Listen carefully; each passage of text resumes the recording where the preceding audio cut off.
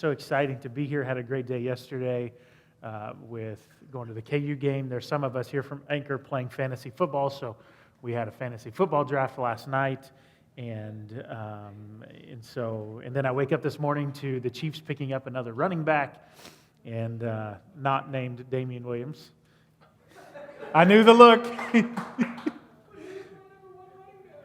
And so, man, just a fantastic weekend. But there is no better way to spend this Labor Day weekend than right here with you guys. So I hope that today's meaningful and relevant to your life. We want to welcome everybody watching online. There's several watching, being Labor Day. We look forward to seeing you soon.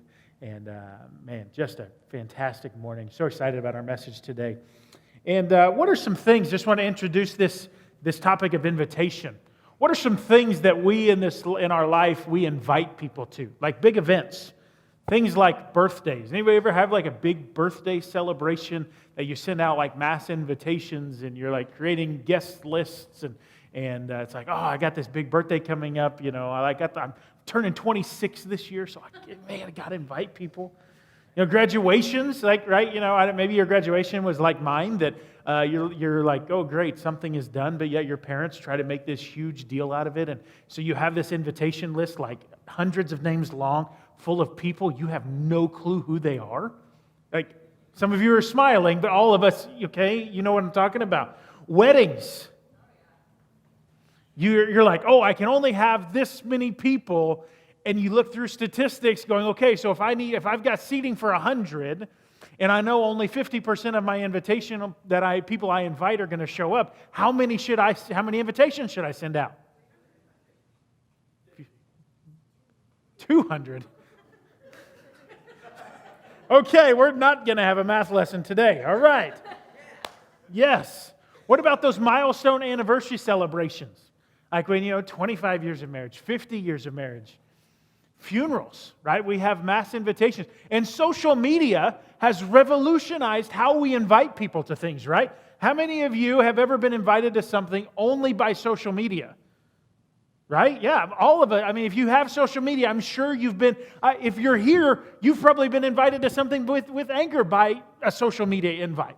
The idea of invitations has changed throughout our culture, but I can think back to when I was graduating, and my mom starts making my graduation list together, and it's all these people, and I'm like, who are they?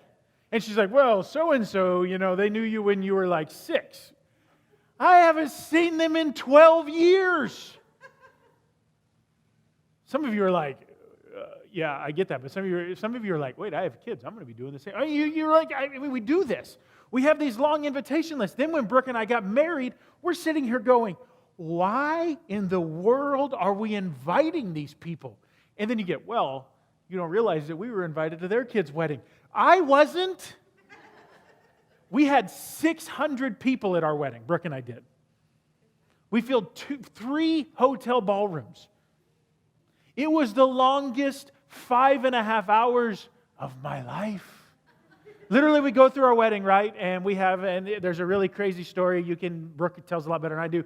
One of Brooke's bridesmaids passed out, fell off the stage halfway through. Paramedics made their way into our wedding, taking the gurney right down the aisle. Our ceremony was supposed to last 30 minutes and went an hour and 30 minutes. You can ask Dalton and Summer. They said they wanted their ceremony to go 30 minutes. How long did it go? 30 minutes. Summer walked up. After this, she goes, you said it would be 30 minutes. I didn't realize you meant like on the dot. I'm like, when you say you want it this time, I honor your time. Well, we didn't. And so we get to the reception, and here's all these people all around tables eating food. Now Brooke and I felt obligated to go to every single table and thank everybody who was there. Could you imagine how long that receiving line would have been? That was brutal. We got to one table, and they're like, hey, we feel so bad for you. Since we're the last table, we went ahead and got you a plate of food. Here's 2 seats. Sit down, and we'll talk. And we're like, thank you, Jesus. But we invite people to these big events. Why? To some of them, it's because mom and dad said so. And you're like, oh. Or, if we are truly honest, we invite them because we know we're going to get a really good gift. Some of you are like, some of you are just sitting here like stone like, that's not me. You are such a liar. You invite people because you're like, wow, I'm going to get a fantastic gift from that person. They may not come, hopefully, but they're going to send a gift card. No. It's been a long time since I've done that. But have you ever realized in your own life the difference between inviting people out of obligation and inviting people out of excitement? Do you know what that, do you not only how that translates inside yourself, but do you know how that translates to them? How much different it feels like when you get an invitation, either by social media, you get an invitation in the mail, when you know for a fact it was an invitation out of a genuine desire for you to be present. What happens so many times, especially in the church world, is we want to invite people because we feel like it's our obligation, not out of our excitement. And we have momentum in our own life, and we're trying to build momentum, and we feel like, well, I have to do my Christian duty to invite, and therefore you invite people, and it comes across completely as an obligation and not out of the excitement about what God is doing in your life. Because excitement is momentum. You know, what Jesus is doing in your life, where He's growing you, it's not just something He wants to just do inside of you, it's something He wants to do through you, and that will not happen through you unless you're willing to get outside your box and be excited about what God's doing, being vocal about what God's doing, because there's so many things that we get excited about. I sat with 32,000 other fans yesterday, and I was excited. But not as excited as I am to be here with you and what God's doing in my life. Now, I'm not one of those pastors who's like, well, you know, if you yell and scream at a football game, you better do that in church. No, I'm not that guy. I yell and scream. Get me to a KU basketball game and we're not doing well, that's... Get me to a Chiefs game, we're not playing well. Oh, man, it's right here. But if my excitement for things that have nothing to do with Christ supersedes my excitement about what Christ is doing in me, how are we ever going to genuinely invite people into that adventure and that journey with us? Because that hope, that message of life change that's changed me should be my desire and my excitement so that it can change other people. Today, turn with me to Romans chapter 1, verses 16 and 17. Romans chapter 1, verses 16 and 17. Paul says this, "For I am not ashamed of the gospel, because it is the power of God that brings salvation to everyone who believes." Get that? It is the power of God that brings salvation to everyone who believes. First to the Jew and then to the Gentile. For in the gospel, the righteousness of God is revealed. A righteousness that is by faith from first to last, just as it is written, the righteous will live by faith. So let's break this down a little bit. Paul's saying in verse 16, Paul's saying he's not ashamed of the gospel because it has power to bring salvation to everyone who believes. Simply put, Jesus has the power to bring restoration to the hurting. And I want you to think about that for just a second. The Christ that lives in you, the Christ that dwells in you, has the power to bring restoration to the hurting. That idea of restoration, that idea of reconciliation, does it excite you when you have a life change? When you used to struggle with this, and you no longer struggle with that any longer, does that excite you? Aiden, go to the next slide. Next one. Keep going. There. Nope, you're missing one. Okay. Jesus has the power to bring restoration to the hurting. That idea, that purpose, that idea that we can help somebody on their journey towards restoration, that we can have influence in their journey and their adventure towards Christ, we have that ability, we have that authority that we can make a difference. You see, Jesus existed to be a loving and serving example of hurting people. The idea that the revelation of the righteousness of God comes through the gospel says this, number one, that the gospel is our moral compass. It's our guiding light. It's going to point us towards growth It's going to point us towards prayer. It's going to point us towards the love. And it's going to point us to serve so that it will point us to invite. We invite because we know that there is significance in our relationship with Jesus. Because when God does something in us, is it not hypocritical of us as followers of Jesus to keep that in silence? And if God is not doing something inside of you, what is holding you back from letting God unleash His unbelievable hope and His unbelievable grace for you? But what I know is we will never invite others to something that we're ashamed to be connected to. And our silence is an invitation. In the invitation communicates the true position of our heart. If you struggle to invite people into your spiritual family, are you really that connected to a spiritual family? If you struggle inviting people into a relationship into making the decision by showing up and having a seat saved next to you for them, if that is something that you struggle with, I'm not saying it's easy, but the closer I grow to Christ, the more I start growing in my love for others. And if I really believe that hope exists inside of the local church, what should my first invitation be?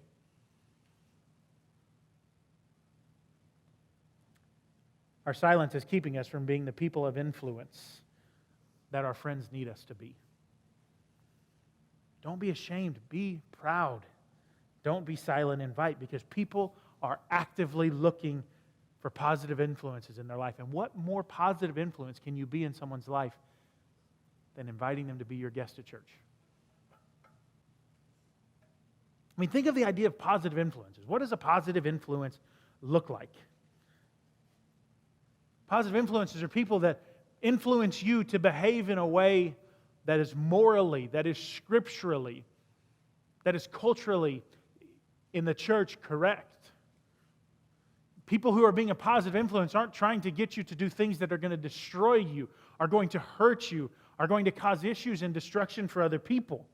But I promise you can never be a positive influence in someone's life if your attitude is terrible, if you don't speak life into them, or maybe even more so than that, what you speak is not something you live. When how I tell you that I live is not actually backed up by my actions. We've all met people who can talk a really good game, but when it comes time, they're not going to perform, right? We've all met people that their actions don't back up the words that they say. Can't be positive influences. We can't be a positive influence when what we're trying to influence them to has not really changed me. So we go to church and we think that that's enough. And we come to church and it's like, well, okay, I did my Christian duty this week by just showing up. But what if we would just get excited for just a moment with some actual genuine momentum? What would happen in your life? See, the church was designed to be a place where the hurting find hope. The church was designed so that the hurting could no longer hurt, so that the sinners can no longer sin. They can start a journey and that adventure towards Jesus. That is what the church exists for. It's for relationship. It's for community. Being a positive influence for someone else has to start with me. This idea of taking our first steps to influence. In every relationship, there is someone who's influencing and there's someone who's being influenced. The question is, which are you? Do you see the relationships you have in your life as opportunities to make a difference in their life? Or are they people in your life that they're taking the opportunity to make a difference in your life? As followers of Jesus, we're supposed to be the influencers. We're supposed to be the ones being the positive influence that's making a difference over and over again. And we have to invite people personally to be our guest, because this is where life change happens. And I want you guys to get this. If Anchor is not a place where people are experiencing life change, then we are missing our purpose. while I enjoy getting to a relationship with you and I get to with all of you every Sunday, if life change is not continually happening in our lives, if growth is not continually happening, if that idea of growing people change, that is for all of us. We all go through times to where we're going to be growing in different areas. But I have to understand that it's up to me. And it starts with me because I have the ability to start the life change in someone's life with a personal and genuine invitation. Just as we talked about in the beginning, there is a difference between simply sharing something on Facebook, because that's important too, and actually having a conversation with somebody and going, hey, you know what? We got this really cool thing coming up in our church. I'd love for you to come with me. Both are significant. But studies will tell us that people are 96% more likely to attend church with you because they were personally asked to come. Not by social media, not by a website, not by a flyer. It's you and it's me understanding that God's going to build momentum in our lives so that people can come on that journey with us. And they get to see us grow. We get to see them grow. And together we all grow because we all have the opportunity to help people start their journey towards hope. Do you enjoy seeing people who struggle no longer struggle? Do you like seeing people who are just bound by so many life choices be able to move out of those seasons and have something change inside of them?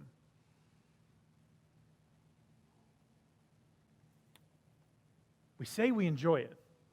We say that's something that means and is valuable to us. Yet we miss our opportunity to play a role in life change when we don't invite. I don't know about you, but it should energize. It should charge your batteries when someone that you love and you care about, when somebody that means something to you, because I promise you, when you extend that invitation, they're going to go to a whole new level of value. When they find forgiveness, when they find peace, when they find grace, that should supercharge your faith. Because what happens is you've now become a part of their story. For too long, we in the church have goes, well, you know what? We're going to put that off on somebody else. And we let somebody else be a part of their story. Don't you want to be a part of the story of life change? When people discover their purpose, when people find themselves, when people discover what it is that God has created them to be, that should supercharge us, and it starts with us. Positively influencing people through invitation will in turn challenge you and me to keep growing. Because we sit back and we are looking at them, and we're sitting back and we're seeing what God is doing in their life. We're seeing what God is doing to change them. And it's going to help us continue to grow in change in our life. But why is this important? What is this idea of inviting? You see, we started this series several weeks ago talking about personal growth. We moved into spending time regularly, letting God pour into us through prayer. And we talked the last 2 weeks about investing into people through serving. Because what's important is when we invite people to church, it gives them the option to make a decision for life change. You cannot control their decision making. If there's anything you can learn, you should know by now about humanity, is you cannot control what somebody else chooses to do.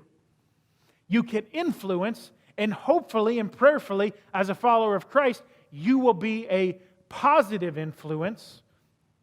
So many times we try to control what people choose, and we get lost in that fact that it's like, well, when they choose what we don't believe, it's almost like, well, what'd I do wrong? And we start beating ourselves up because they didn't choose what we wanted them to. Our job, our responsibility is just to give them the opportunity. They will never get the opportunity unless someone personally invites them. But what I love about Life Change, what I love about God doing something in someone's life is my perspective on church will change when I see hope all around me. When I see that the church that I attend, when I see that the church that I walk out of, the church that exists inside of me, when I see that hope can abound in me, when I see that hope can be speaking through me, my perspective on why the church exists will change. Because I realize that the hope that Jesus talked about, the idea of that Paul was saying not to be ashamed of, that idea that reconciliation with God, that idea of restoration, when that hope abounds in me and I start to see how it can abound in someone else, and then it actually happens, what's going to happen to you? You're going to be like, wow, I've got other friends who need hope. And next thing you know, you start to realize that God is surrounding you in a circle of influence, that He's called you to be the positive influence. But our perspectives will change. Our thought processes will change. Things that drive us will change. Because when everything else fails, when everyone around us feels like there is no hope, we are called to be that hope. When everything else in our friend's life is falling apart, how many of you have ever been around somebody and it feels like their world is just caving in? And they're struggling. They feel isolated. They feel lonely. They're like, nobody cares about me. They go to work and then they go home and their life is nothing more than just laborious work, if you will, and they go home and feel like nobody in the world cares about them. I had a conversation with a young man this week who was applying for a job. And I was struggling, truthfully, to get through this conversation over the phone because you could hear the loneliness in his voice. And he was talking about his work history. And he was telling me, he said, I know my work history is probably not the best. He's like, but I spent 18 years working in jobs that I felt like nobody even cared about me. I felt led. He goes, I show up to work and I'd feel lonely. I would be surrounded by people who said they cared, but he goes, I lost my dad and nobody even sent me a message. Nobody even sent me hey, I'm thinking about you. Nobody asked if I was doing okay. He's like, the only question I got asked was, when are you coming back to work? He goes, if you lose your dad to cancer, you would think that somebody would have some genuine thoughts of concern. And he says, 3 years later, I lost my son to cancer as well. He said the same thing. He goes, I feel like the whole world could care less about me. They don't know the pain that I'm feeling. And I'm fighting this inner battle. I'm going to be truthful and honest with you today. I was fighting an inner battle because in my role as what I was doing, my faith can only be brought up if He brings it up. Because I'm in a role of management and interviewing for a job. Because it's been on my mind for the last week, this conversation with this young man. And it's like, what hope is he looking for? He's looking for humanity to bring him value. But guess what humanity will never do? I found in my life the only relationship I have that's never going to let me down is my relationship with Jesus. I found that my relationship with Jesus supersedes every other relationship that I have. And it should be exciting for me. It should be exciting, and it should be unbelievably fun to be able to go and go, hey, you know what?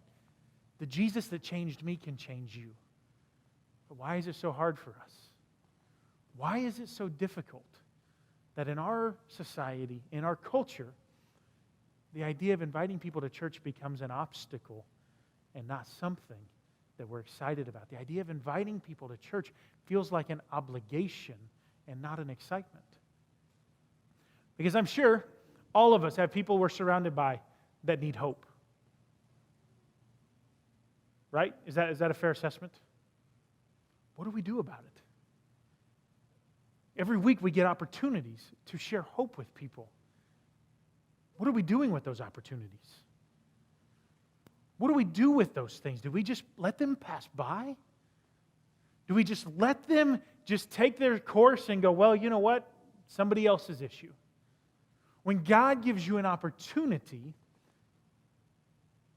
when God gives you the ability, when God puts somebody in your path that needs hope, what's your first reaction?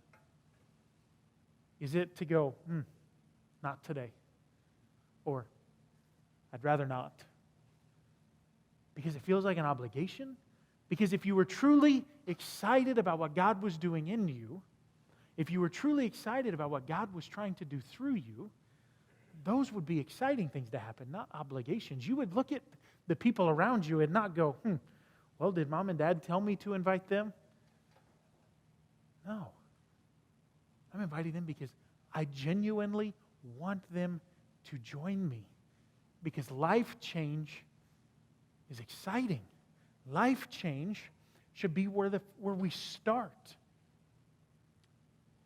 Today, as we are closing down, I want a few questions I want you to be thinking about this week. When is the last time you invited someone to church? And I want you to really think about these. And we're going to take our time, just a few moments, more so than we normally do on a weekly basis. But I want you to think through these questions. When is the last time you personally and genuinely invited someone to be your guest at church? How did it turn out? Because that is a tough question. That is a hard question to answer because I promise you, you're going to come across people who will always say no. It's hard not to get discouraged when you're inviting someone to be your guest at church. And it's not because you're trying to grow your church, it's because you're trying to grow Jesus' influence in them. It's hard when they say no. It's like, it gets discouraging. It's frustrating. And it's like, God, don't they understand the reasons? Don't they know why? When is the last time we invited someone? Why is inviting my peers to church so hard? Why is it difficult? Is it because of us? If statistics are true and 96% of people will come to church if they're personally invited, why is it so difficult for us? What is the obstacle holding us back? What is the obstacle holding you back? What is keeping you from being that exciting influence, that positive influence that people need?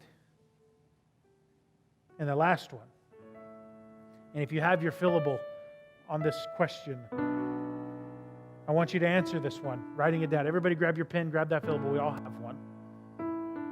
Who in my life is waiting for my invitation? Who in my life is waiting for an invitation? Some of you are sitting here today going, well, you know what, I'm not, Alex, I don't like this. It's one thing for me to attend church. It's another thing for me to share my church and share my faith with people. That's outside my boundaries. Then it's time for you to step up. It's time for you to grow. Because when personal growth happens, this question right here, you're going to be completely captivated by people because you're going to be surrounded by people who need hope. You're going to be surrounded by people who need love. You're going to be surrounded by people that need grace. And you need to be able to know what they need and be able to share with them the hope that you found. Who in my life is waiting for my invitation? I challenge you to write down a name today. On your fillable, at the end of that question, write down a name. It may be 2 names. It may be 5. It may be 10. But I promise you, the only unacceptable answer is, I'm good. I don't really know anybody. If you don't know anybody who needs hope, you need to expand your horizons. Because Jesus has not called you to be surrounded by nothing but followers of Jesus. He's called you to be a light in the darkness, which means we need to be willing to go to the places that people aren't going to reach people other places aren't willing to go. But maybe we're just a little too content with where we're at because we don't feel like growing is necessary for us. As we pray, I want you to be thinking about that name or those names and write them down. Today, God, Lord, we just want to make a difference. It is our heart, it is our desire, Lord, that we make a difference in the lives of people. Lord, there's nothing more significant, nothing more important to invite people to than into an opportunity for them to find your grace, to find your love, to find your hope. That God, their future can be different with you. God, the present circumstances and the storms that are raging in their life, Lord, they can change. But Lord, it's up to us. It starts with me. God, if we've been putting it off,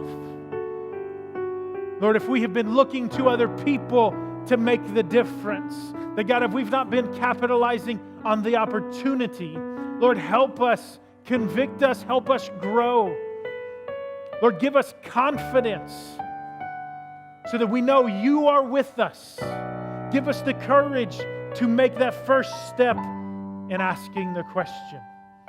That God, we know that when we personally invite, that God, it doesn't matter, Lord, what season of life we're in, what discouragement, Lord, we cannot be ashamed. Because when people show up and they hear you, Lord, when they hear your love, they hear your grace, that gospel that is, Jesus loves me. The gospel that is, I can have hope. I don't need to be ashamed of who you are and what you're doing in my life. Today, God, give me courage. Or give me knowledge to be able to write down a name. To go, you know what? It's important. Because my excitement about what God, about what you're doing inside of me, Lord, has to lead me to helping people on this journey as well. Give me courage and give me strength. In Jesus' name we pray.